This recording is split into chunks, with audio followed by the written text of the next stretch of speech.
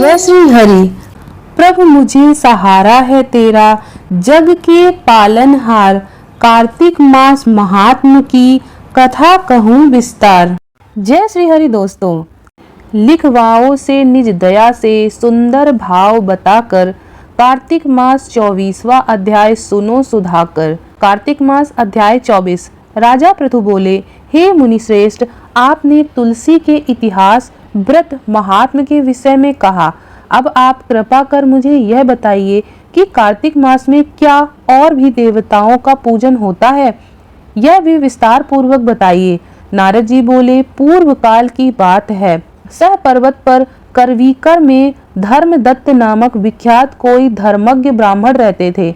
एक दिन कार्तिक मास में भगवान विष्णु के समीप जागरण करने के लिए वे भगवान के मंदिर की ओर चले। उस समय एक पहर रात बाकी थी। भगवान के पूजन की सामग्री साथ लिए जाते हुए ब्राह्मण ने मार्ग में देखा कि एक भयंकर राक्षसी आ रही है। उसका शरीर नंगा और मांस रहित था। उसके बड़े बड़े दांत, लपकती हुई जीभ और लाल नेत्र देखकर ब्राह्मण भय से थर्रा उठे। उनका सारा शरीर कांपने लगा। उन्होंने साहस करके पूजा की सामग्री तथा जल से ही उस राक्षसी के ऊपर प्रहार किया। उन्होंने हरि नाम का स्मरण करके तुलसी दल मिश्रित जल से उसको मारा था, इसलिए उसका सारा पातक नष्ट हो गया। अब उसे अपने पूर्व जन्म के कर्मों के परिणाम स्वरूप प्राप्त हुए दुर्दशा का स्मरण हो गया। उसने ब्राह्मण को दंडवत प्रणाम करके इस प्रकार कहा, ब्राह्मण, मैं पूर्व जन्म के कर्मों के फल से इस दशा में पहुंची हूँ। अब मुझे किस प्रकार उत्तम गति प्राप्त होगी?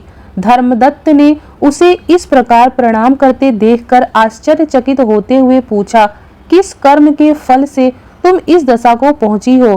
कहाँ की रहने वाली हो? तुम्हारा नाम क्या है और अचानक व्यवहार कैसा है? ये सारी बातें मुझे बताओ। उस राक्षसी का नाम कलहा था।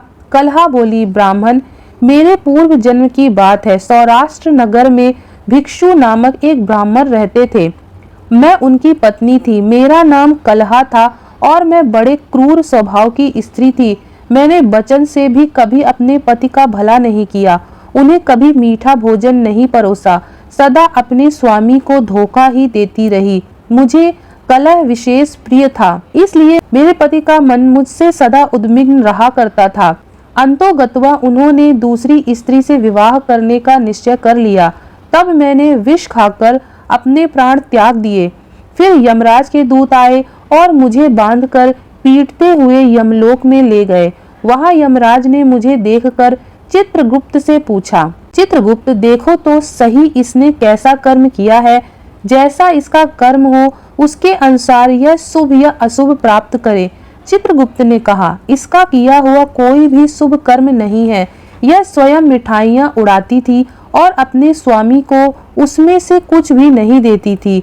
इसने सदा अपने स्वामी से द्वेष किया है, इसलिए यह चमगादुरी होकर रहे और सदा कलह में ही इसकी प्रवृत्ति रही है। इसलिए यह विष्टाभोजी सूकरी की योनि में रहे। जिस बर्तन में भोजन बनाया जाता है उसी में यह सदा अकेली खाया करती थी।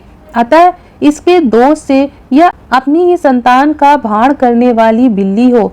इसने अपने पति को निमित्त बनाकर आत्मघात किया है, इसलिए यह अत्यंत निंदनीय स्त्री प्रेत के शरीर में भी कुछ काल तक अकेली ही रहे।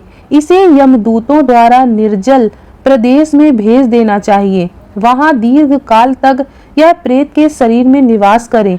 इसके बाद यह पापिनी शेष 3 योनियों का भी उपयोग करेगी। कलहा ने कहा, विप्रभर, मैं वही पापिनी कलहा हूँ। इस प्रेत शरीर में आए हुए 500 वर्ष बीत चुके हैं। मैं सदैव भूख प्यास से पीड़ित रहा करती हूँ। एक बनिए के शरीर में प्रवेश करके मैं इस दक्षिण देश में कृष्णा और बेणी के संगम तक आई हूँ। जो ही संगम तट पर पहुंची त्यों ही भगवान शिव और विष्णु के पार्षदों ने मुझे बलपूर्वक बनिए के शरीर से दूर भगा दिया। तब से मैं भूख का कष्ट सहन करती हुई इधर उधर घूम रही हूँ।